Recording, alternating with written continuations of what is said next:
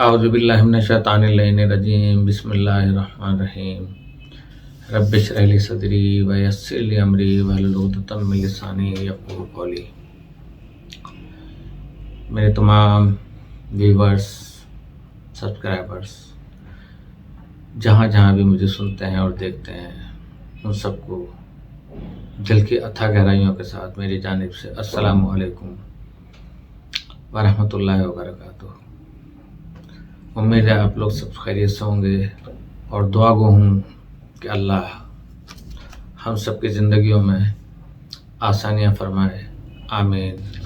ہمارا دوستی کا پروگرام تقریباً اختتام پہ چلا گیا۔ آج کل میں اپنے ویورز کو بتا دوں کہ ہمارے سبسکرائبرز میں بنا کسی مذہب و ملت کے سب لوگ شامل ہیں، اور میرا پیغام ہمیشہ یہ ہوتا ہے کہ میں حقائق آپ لوگوں تک پہنچاؤں۔ اس کے علاوہ اگر کسی کے بھی دل میں یہ شائبہ تک بھی ہو کہ میں کسی کو کسی طرف لے کے جا رہا ہوں، کیونکہ میں تو خود کسی طرف نہیں ہوں، بس حق کی طرف ہوں، سمپل مسلمان ہوں، لیکن تاریخ کیونکہ پڑھی ہے اور تاریخ جو ہے وہ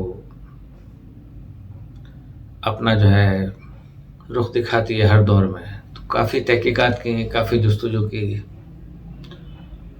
تو کچھ حقائق نظر آئے جن کو میں نے عقلی طور پہ بھی پرکھا اور نقلی طور پہ بھی، یعنی پڑھا بھی اور عقل سے بھی سوچا۔ پھر میں نے اظہار کی جرات کی کہ میں کچھ بول سکوں، لیکن باوجود اس کے کہ میں آپ سے پھر بھی یہ گزارش کرتا ہوں کہ ضروری نہیں ہے، بالکل ضروری نہیں ہے کہ آپ میری باتوں سے متفق ہوں، بلکہ میری گزارش یہ ہے کہ اگر آپ لوگ متفق نہیں ہیں تو مجھ سے وہ اتفاق والی بات پوچھ لیا کریں، تو انشاءاللہ تعالی اگر میرا وہ رپلائی آپ کے دل کو، آپ کے دماغ کو اٹریکٹ کرے تو آپ تسلیم کر لیجیے گا، ورنہ یہ آپ کا حق ہے کہ آپ مجھ سے بخوبی دل سے اختلاف کر سکتے ہیں۔ مجھے خوشی ہوگی، کیونکہ اختلاف جو ہے وہ قدرت کی طرف سے ہے۔ زمین آسمان ایک دوسرے کے خلاف، دن رات ایک دوسرے کے خلاف، سردی گرمی ایک دوسرے کے خلاف، اسی طریقے سے بہار خزاں سامن بھادوں، اگر صرف گلاب کا ہی پھول ہوتا تو ہمیں چمیلی کا کیسے پتہ چلتا ہے؟ شہر جنگل، یہ سارے اختلافات ہوتے ہیں اور یہی ایک مجموعہ بن کے گلدستہ بنتے ہیں۔ یہ میرے پیچھے جو ہیں پھول، یہ کاغذی پھول ہیں، لیکن مختلف رنگوں کے ہیں۔ کوشش کی گئی ہے کہ حقیقت کا رنگ اس میں بھر دیا جائے، لیکن رنگ تو نہیں بھرا جا سکتا، تشبیہ دی جا سکتی ہے، لیکن میں کوئی کاغذی انسان نہیں ہوں اور کاغذی باتیں نہیں کروں گا۔ علمی باتیں ہوں گی، آپ نے اس پہ توجہ دینی ہے بس۔ تو شروع کرتا ہوں انشاءاللہ، اس لیے کہ ہمارے نبی کریم صلی اللہ علیہ وآلہ وسلم کی صاحبزادی جناب فاطمہ الزہرا سلام اللہ علیہا، جو تمام خواتین کی جنت میں سردار ہیں، سیدۃ النساء العالمین ہیں، ان کی معرفت ہم تک پہنچنی چاہیے۔ تو ان کے ایام ہیں، اس وقت ان کی شہادت کے ایام چل رہے ہیں، تو ایک تعارفی پروگرام آپ کے سامنے میں آج پیش کرنا چاہ رہا تھا، تو انشاءاللہ تعالی آپ کو میں کوشش کروں گا کہ سیٹسفائی کروں۔ تو ہم شروع کرتے ہیں کہ ارفع اعلیٰ گھر، سورہ نور کی آیت نمبر 36 اور 37 سے، کہ جس کا میں ترجمہ بیان کر رہا ہوں، آپ کلام پاک میں پڑھ لیجیے گا۔ تو ڈیئر ویورز، پروردگار عالم سورۃ نور میں ارشاد فرماتا ہے کہ کچھ گھر ایسے ہیں کہ جن کے متعلق پروردگار نے اذن دیا ہے کہ وہ بلند کیے جائیں، اجازت دی ہے اور ان میں خدا کا ذکر کیا جائے۔ یہ وہ گھر ہیں کہ جن میں صبح اور شام ایسے مرد تسبیح کرتے رہتے ہیں کہ جن کے ذکر کو خدا سے نہ تو تجارت معنی ہوتی ہے کہ تجارت رک جائے، اور نہ کوئی خرید و فروخت، سب کام چلتے رہتے ہیں، اور نہ ہی نماز پڑھنے سے اور زکوٰۃ کے ادا کرنے سے کوئی چیز روکتی ہے۔ یہ وہ لوگ ہیں جو اس دن سے ڈرتے ہیں کہ جس دن دل اور آنکھیں بدل جائیں گی۔ یہ آیت اصل میں تتمہ ہے، یعنی اختتام ہے، سورہ نور کا انتہا ہے۔ اکثر آپ نے بکس کے اندر دیکھا ہوگا کہ تتمہ آیہ نور کا جو 18ویں پارے میں ہے، اس میں خداوند عالم نے اپنے نور کی مثال اس طرح بیان فرمائی ہے کہ جیسے ایک طاقچہ ہو، طاقچہ جیسے طاق ہوتا ہے جس میں چراغ رکھ دیتے ہیں، ایک طاقچہ ہو اور اس میں ایک چراغ ہو، اور وہ چراغ فانوس میں ہو اور فانوس شیشے کا ہو، اور شیشہ اس طرح چمکدار ہو کہ جیسے صبح کا ستارہ۔ اس کی حالت یہ ہو کہ شجر مبارکہ زیتونہ سے روشن کیا جاتا ہو۔ زیتون کا تیل ہوتا ہے نا، عربی میں اسے ہم زیتونہ کہہ لیں، اور اس کے تیل کی یہ کیفیت ہو کہ بغیر اس کے پاس آگ پہنچے وہ خود بخود بھڑکنے کے لیے تیار ہو۔ بس میری گزارش یہ ہے کہ بہت دل سے سنیے گا۔ ان کانوں سے عموماً بندہ سنتا ہے تو یہاں سے نکال دیتا ہے، یا 10 خیالات آتے ہیں۔ دل کے کانوں سے سنیے گا۔ یہ تمام چیزیں بیان کرنے کے بعد ارشاد ہوتا ہے کہ وہ طاقچہ کہ جس میں یہ چراغ ہے وہ ان گھروں میں ہے جن کے متعلق ہم نے اجازت دی ہے، جس میں اجازت دی ہے اللہ تعالیٰ نے، جس میں اذن دیا ہے، صرف ان گھروں میں ہے۔ اب یہاں پہ بلندی سے مراد یہ نہیں ہے کہ کوئی دیوار ہے تو اسے بلند کرتے چلے جائیں، یہ انسان کے ذہن کی بلندی ہے، عقل کی بلندی ہے۔ تو گویا یہ آخری جز ہے کہ جس کو پروردگار عالم نے اپنے نور کے سمجھانے کے لیے ارشاد فرمایا۔ آئے نور کی اس وقت توضیح کرنا مقصود نہیں ہے، اور نہ امکان ہے اس بات کا کہ وہ اتنی جلدی میں سمجھ میں آ جائے گی یا سمجھائی جا سکے۔ اس وقت مقصد صرف یہ ہے کہ ان گھروں کا کچھ تعارف کروا دیا جائے کہ یہ وہ گھر ہیں جس کے متعلق ہماری طرف سے یہ اجازت ہے کہ وہ بلند کیے جائے۔ اگر کوئی شمع کسی سجے سجائے مکان میں روشن کی جائے تو اس کی رونق دوبالا ہو جاتی ہے، اور اگر بہتر سے بہتر شمع کسی مزبلے پر روشن کی جائے، مزبلہ کیا چیز ہے؟ کوڑا دان، کرکٹ کوڑا جہاں پڑا ہو، ڈسٹ بینیں پڑی ہوں، گندگی ہو، وہاں پہ اگر بہتر سے بہتر شمع بھی روشن کی جائے تو اس کی روشنی اور رونق کمزور ہوتی ہے۔ پروردگار عالم نے وہ چراغ جس کو مشبہ بہ قرار دیا ہے، یعنی جس کی تشبیہ دی ہے، جس کی مثال پیش کی ہے، اس نور کے لیے ضرورت پڑی اس بات کی کہ وہ ایسے گھروں میں روشن ہو جو خصوصیت سے قابل ہوں، کہ پروردگار عالم کے نور کی تشبیہ کے سلسلے میں جس نور کا تذکرہ کیا ہے اس کے حامل قرار پا سکیں۔ اسی لیے پروردگار عالم نے ان گھروں کو منتخب کیا اور ان کے متعلق یہ اجازت دی کہ بلند کیے جائیں۔ اس بلندی کا مقصد یہ نہیں ہے کہ ان کی دیواریں اونچی کی جائیں، کیونکہ دیواریں کتنی ہی اونچی کر دی جائیں خدا کی بارگاہ میں ان کی کیا حیثیت ہو سکتی ہے، بلکہ احادیث میں وارد ہوا ہے کہ جب انسان کوئی مکان بناتا ہے، اور اب یہ چیز مجھے یاد نہیں کہ 7 گز یا 10 گز، بہرحال 7 گز نہ صحیح، 10 گز یا 10 ہاتھ صحیح، اس سے جب اونچا کرنے لگتا ہے تو ایک فرشتہ آواز دیتا ہے کہ اے فاسق کہاں تک لے جانا چاہتا ہے؟ کیا اسے آسمان تک لے جانے کا ارادہ ہے جو تیرے امکان میں نہیں؟ معلوم ہوا کہ یہ مکانوں کی یہ بلندیاں خدا کو پسند نہیں ہے۔ یہ سنت کس کی ہے مکان بڑے بڑے بنانا، کئی منزلہ مکان بنانا؟ یہ فرعون کی ہے کہ فرعون نے ایک اتنی اونچی منزل بنائی تھی لکڑیوں کی، اور وہ بلندی پہ چڑھتا چلا گیا تھا. کلام پاک میں اس کا ذکر ہے کہ میں اللہ کے قریب جا کے اور تیر اپنے ساتھ لے گیا تھا کہ میں نے مقابلہ کرنا اللہ سے. اللہ نے اپنی تدبیر سوچی اور ایک پرندہ جو تھا نا وہ اس کے تیر کے ساتھ لگا, اور وہ جب خون زیادہ تیر واپس آیا فرعون خوش ہو گیا کہ میں نے نعوذ باللہ من ذالک خدا کو مار دیا. تو یہ سب سے پہلے بلندی والی جگہ اور لکڑیوں کی عمارت فرعون نے بنائی تھی, اس کی سنت ہے. لہذا اس کے ارشاد کا کہ ہماری طرف سے اجازت ہے کہ وہ گھر بلند کیے جائیں. مقصد یہ ہے کہ جب لوگ گزریں تو اپنے سروں کو جھکا کے گزریں تاکہ ان گھروں کی عظمت اور وقار قائم ہو جائے. پروردگار عالم کی لعنت و نفرین ہوتی ہے ان مکانوں پر کہ جن میں اس کے نافرمان بندے رہتے ہیں, اگرچہ وہ محلات شاہی ہی کیوں نہ ہوں. لیکن جن مقامات پر پروردگار عالم کی فرما برداری ہوتی ہے وہ اگرچہ ظاہری اعتبار سے بری سے بری جھونپڑیاں ہی کیوں نہ ہوں, ان میں آسمان سے رحمتوں کے فرشتے نازل ہوتے ہیں.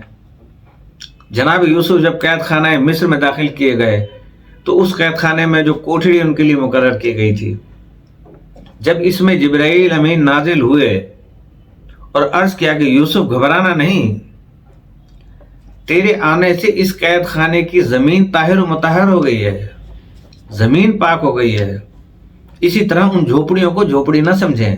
تو نتیجہ کیا نکلا, مورل کیا نکلا اس کا کہ مکان کی عزت خدا کی بارگاہ میں مکین کی وجہ سے ہے. اگر مکین مطیع پروردگار عالم ہے تو وہ مکان بھی محبوب, اور اگر مکین نافرمان ہے جس پہ کہ غضب نازل کیا گیا ہو. اس لیے میں نے مناسب سمجھا ایسے گھروں کا تذکرہ کروں کہ جن کا ذکر پروردگار عالم نے مقام مدح میں کیا ہو. بہرحال ہمیں یہ دیکھنا ہے کہ وہ کون سے گھر ہیں کہ جن کا قرآن مجید میں ان الفاظ کے ساتھ تذکرہ ہو رہا ہے اور خدا مدح کر رہا ہے. اس آیت میں چند چیزیں ہیں جس سے یہ معلوم ہوتا ہے کہ یہ خانہ کعبہ تو نہیں, بیت المقدس بھی نہیں ہے. اس کی مراد خانہ کعبہ کے ذیل میں گزارش یہ ہے کہ اس میں تو کوئی شبہ نہیں کہ وہ دنیا کے سب گھروں میں معزز اور محترم ہے, مگر اس مقام پر بہرحال خانہ کعبہ مراد نہیں ہے, کیونکہ قرآن مجید میں اول سے لے کے آخر تک آپ دیکھ لیں خدا نے بیوت نہیں کہا ہے, بیوت جمع ہے گھروں کی. پروردگار عالم نے خانہ کعبہ کو جہاں بھی ارشاد فرمایا ہے وہ بیت کے لفظ سے تعبیر کیا ہے, مگر بہرحال وہ ایک ہی گھر ہو سکتا ہے, یعنی خدا کا گھر. تو وہ صرف ایک ہے, یہاں ہے فی بیوت. یہ چند گھر ہیں جن کا ذکر ہو رہا ہے کہ ان کی تعظیم کی جائے. ان گھروں سے مراد مسجدیں بھی نہیں ہیں, اور نہ اس کے لیے سب سے بڑی مسجد جو ہے جس کی وجہ سے ہماری مسجدیں کہلاتی ہیں.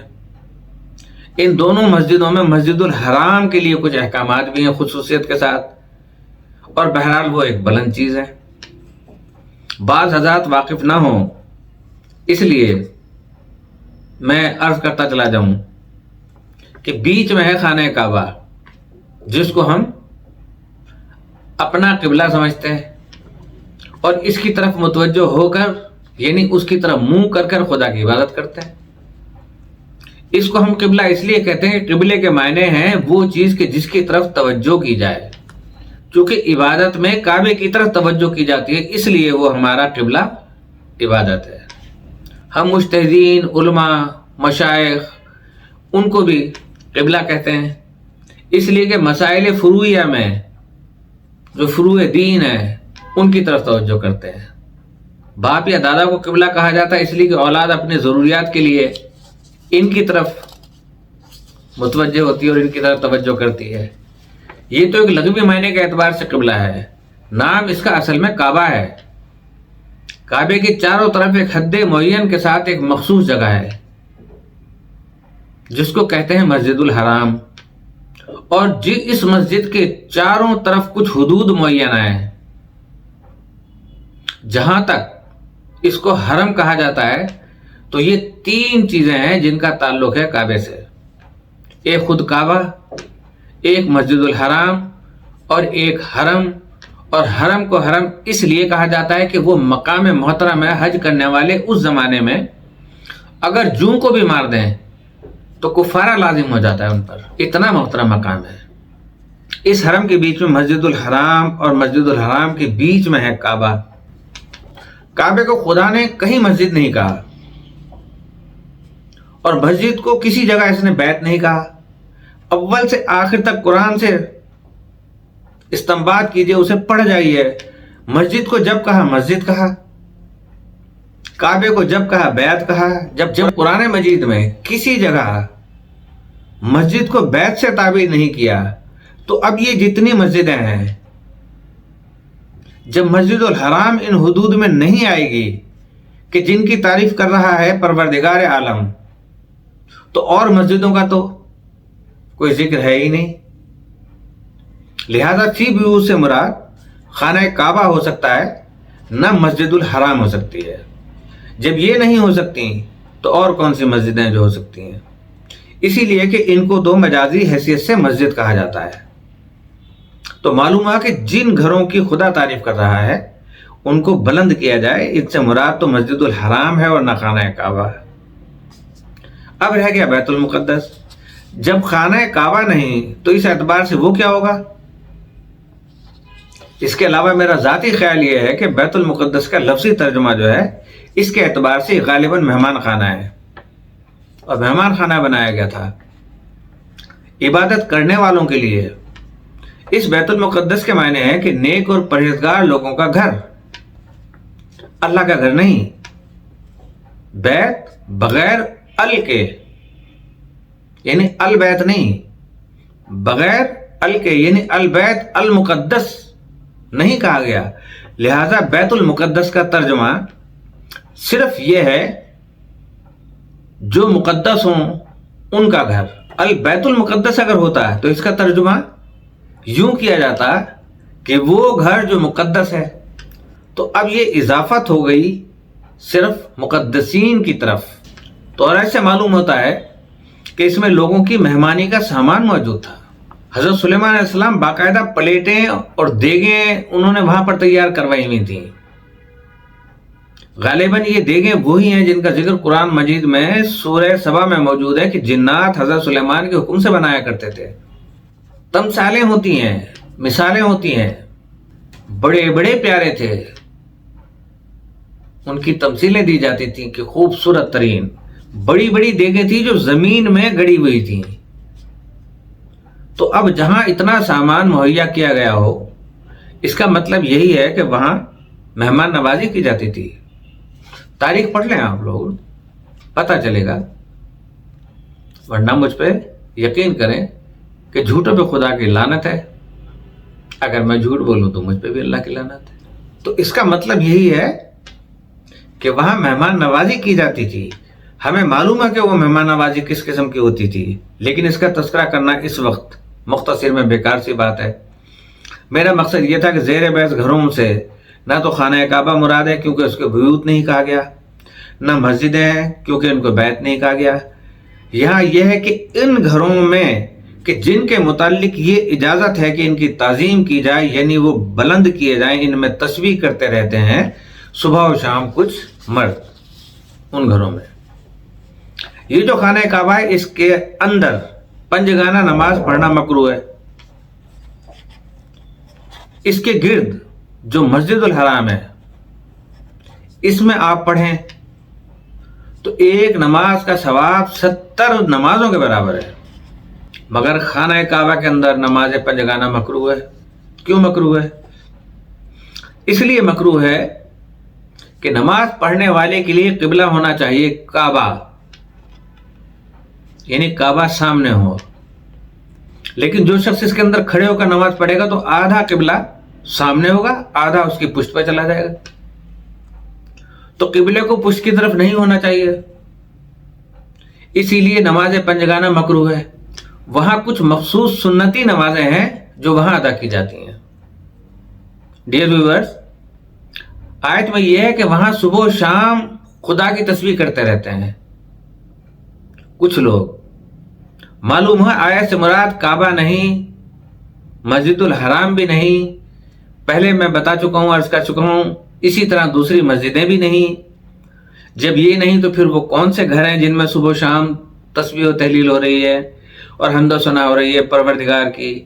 रसूलुल्लाह पर जब ये आयत नाजिल हुई तो उस ज़माने में अज़वाज नबी के घर मदीने में बने हुए थे,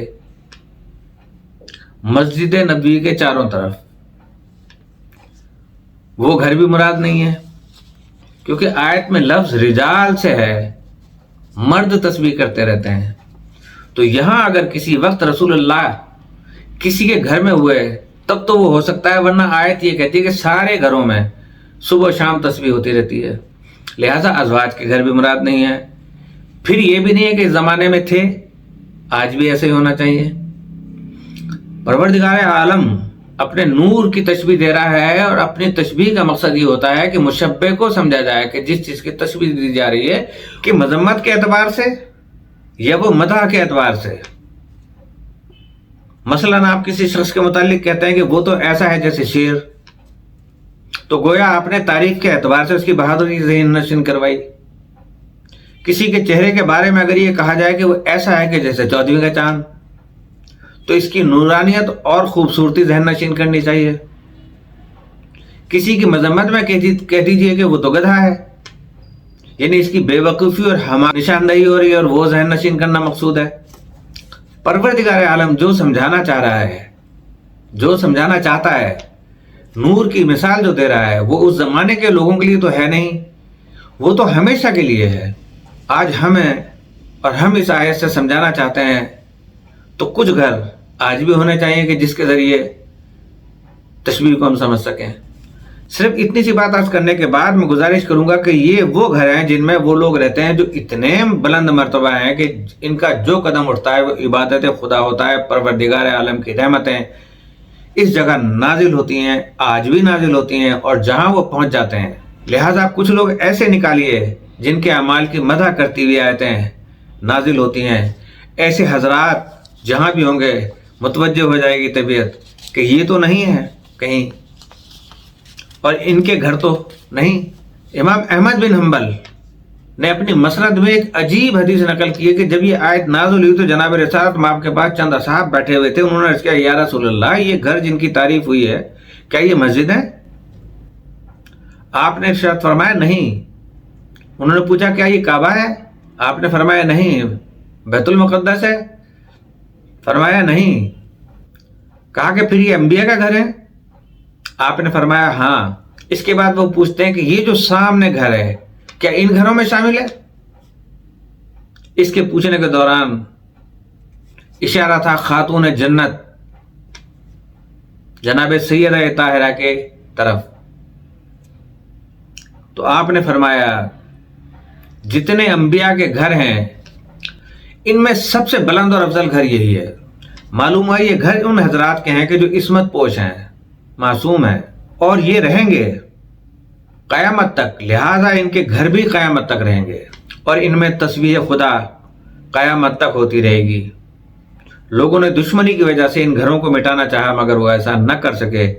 जहां दफन हो गए वो ऐसे घर बन गए जहां सुबह शाम तस्बीह व तहलील होती रहती है। आज तमाम आलम में फिर कर देखना चाहिए, पूरी दुनिया घूम लें। कोई ऐसा मकाम है कि जहां सिवाय जिक्र परवरदिगार के कोई और जिक्र हो रहा हो? कोई जिक्र ही नहीं। तो आपको मालूम होगा कि यही मज़ारात मुक़द्दसा अहले बैत हैं कि वहाँ दुनियावी लहू लुअब से कोई वास्ता नहीं, कोई, बल्कि सुबह शाम 1 मिनट ऐसा नहीं कि जिसमें नमाजें ना हो रही हों, कुरान मजीद न पढ़ा जा रहा हो, कोई रो रहा है तो कोई दुआएं मांग रहा है। इसके अलावा किसी और का कोई मशगला है ही नहीं।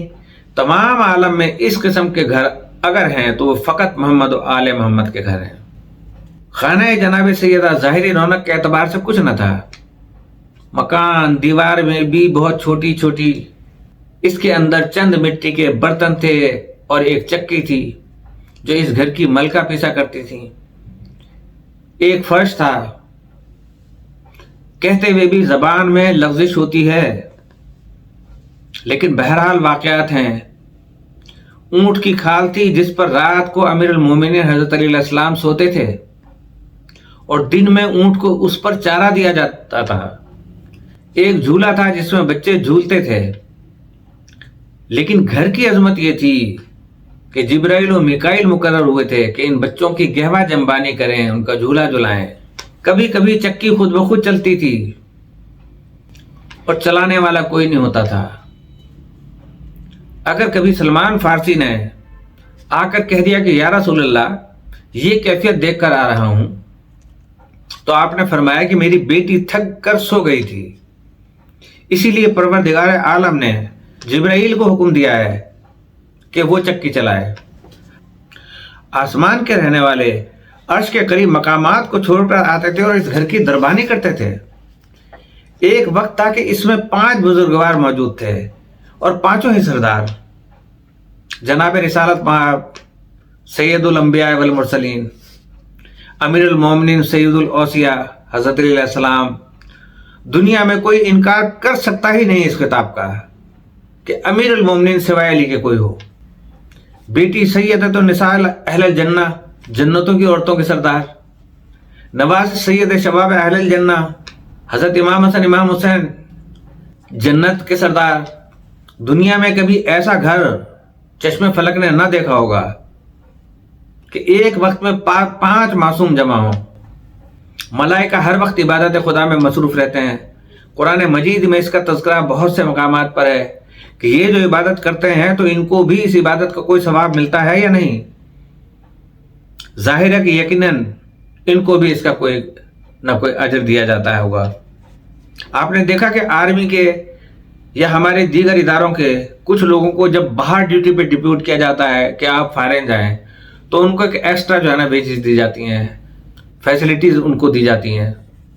بالکل اسی طریقے سے کہ فرشتے وہاں کی عبادت چھوڑ کے اگر یہاں آ رہے ہیں تو کیا اس کا مزید اجر کوئی ملتا تھا؟ اور وہ امر ہے پروردگار عالم کی معرفت کی زیادتی۔ ہر ایک فرشتہ جو کم سے کم منزلت کا بھی ہے معصوم ہے، اور ایک معصوم کی عبادت تمام دنیا کے غیر معصومین سے افضل، یعنی مجموعی عبادت اہل عالم سے افضل ہے ایک معصوم کی عبادت۔ تو اب جتنے فرشتے ہیں جن کا شمار پروردگار عالم کے سوا کوئی نہیں جانتا، ان کی عبادتیں کتنی ہوں گی؟ اور ان تمام فرشتوں کے سردار ہیں اسرافیل و عزرائیل و میکائیل و جبرائیل۔ ان چاروں میں افضل ہیں جبرائیل، گویا سردار ہیں۔ اب آپ ذرا اندازہ فرمائیں کہ ایک معمولی فرشتے کی عبادت تمام غیر معصومین اہل عالم سے افضل، تو سارے فرشتوں کی مجموعی عبادت کیا ہوگی؟ اور اس کے بعد یہ مقربین بارگاہ خداوندی میں جو فرشتے ہیں ان کی عبادت کیسی ہوگی؟ اور پھر ان میں جو سب سے افضل فرشتہ ہے اس کی عبادت کی کیا حالت ہوگی؟ اس کی معرفت کیا ہوگی؟ اس کا عبادت کا اجر جو زیادتی معرفت ملتا ہے وہ زیادتی کتنی زیادہ ہوگی؟ اس کا تصور ہمارے لیے تو محال عقلی ہے، ہم نہیں عقل سے اندازہ لگا سکتے۔ اب اندازہ فرمائے وہ محو عبادت پروردگار عالم ہے، عرش کے پاس، صاحب عرش کے پاس رہتا ہے، کتنی بڑی عبادت ہے، اور اس عبادت کا کتنا بڑا اجر ہوگا، اور کتنا استغراق ہوگا، کتنا غرق ہوگا اس عبادت میں جبرائیل کو۔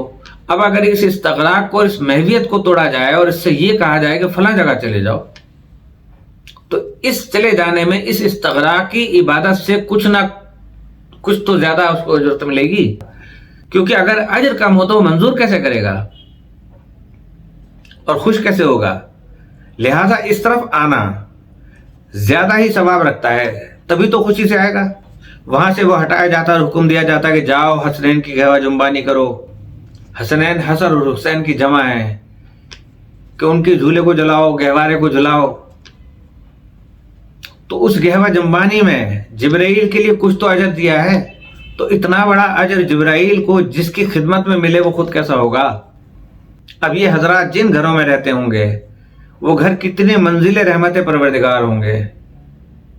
معلوم ہے یہی وہ گھر ہیں کہ جن کے متعلق پروردگار عالم نے قرآن مجید میں تذکرہ فرمایا ہے کہ ان کو بلند کیا جائے۔ چونکہ رہنے والے اتنے عظیم المرتبہ تھے اسی لیے وہ جگہ بھی بلند ہو گئی پروردگار عالم میں۔ تو اس وقت وہ مقامات جہاں یہ حضرات مدفون ہیں اس آیت کا مصداق ہو سکتے ہیں، اور پروردگار عالم کی رحمتیں کس طرح نازل ہو رہی ہیں۔ بڑا آباد گھر تھا، ایسا آباد گھر چشم فلک نے کبھی نہ دیکھا ہوگا مگر معلوم نہیں اپنے محاورات میں یہی کہا جاتا ہے کہ کسی کی نظر لگ گئی۔ یہ گھر ایک وقت آیا کہ اس طرح برباد نہ ہوا ہوگا۔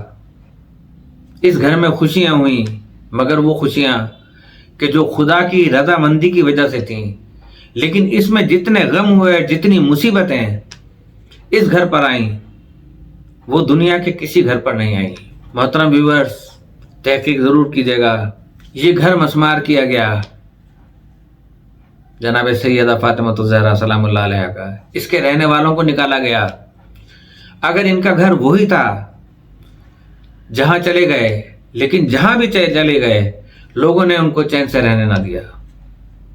کسی گھر سے جنازہ رسول نکلا، مگر کس طرح سے نکلا؟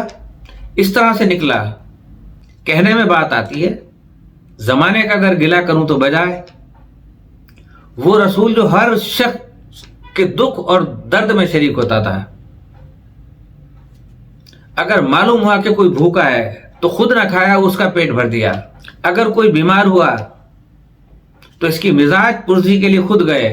پھر اس اعتبار سے کہ سردار دو عالم جن کے احسانات کی کوئی انتہا نہ ہو، ان کے بارے میں اگر غیر مذہب کے آدمی سے کہا جائے کہ اس کا جنازہ نکلا، وہ فوراً یہ کہے گا کہ نہ معلوم کتنے لاکھ آدمی ہوں گے اس جنازے میں۔ لیکن تاریخ گواہ ہے کہ جنازہ اس طرح نکلا کہ سوائے اپنے چند آدمیوں کے کوئی جنازے میں نہ تھا۔ نبی کریم صلی اللہ علیہ وسلم کے آقائے نامدار، بادشاہ کون و مکان، معلوم ہے آپ کو؟ پوچھیں مجھ سے، میں کتابوں کے حوالے دوں گا۔ اس کے بعد یہی گھر تھا۔ 2-3 دن کے بعد جناب سیدہ قبر پہ پہنچی ہیں بابا کے، تو یہ کہتے ہوئے پہنچی ہیں کہ بابا میں اب وہ فاطمہ نہیں ہوں جو آپ کے زمانے میں تھی۔ کاش کوئی اتنا کہہ دیتا کہ فاطمہ تمہارے بابا کا انتقال ہو گیا ہے، ہمیں رنج ہے۔ کاش فاطمہ کے دروازے پر آ کر لوگ یہ کہہ دیتے کہ فاطمہ تمہارے باپ کے اٹھ جانے کا ہمیں بہت افسوس ہے کہ جو تمام عالمین کا سرداروں کا نبی تھا، نبی آخر زمان تھا،